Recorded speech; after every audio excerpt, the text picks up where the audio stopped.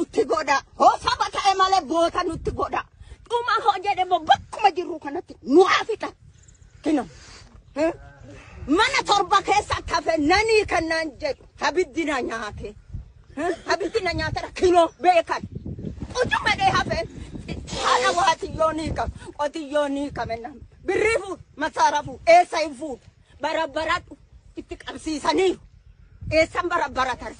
gidalate ajjeeside na ajjeesinde maalo haadha keenya de kanarra nafu qorch kino beekan kino gaashenis jira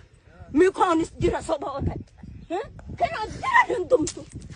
hori sanin baasade odontu kan badaniru gibbi torba keessan mana torba keessatti anumata wannan baase duusnan duuti lama jira ergan beela du'e gosta yaa'u du'e biyya wajjin jira dhadheen malee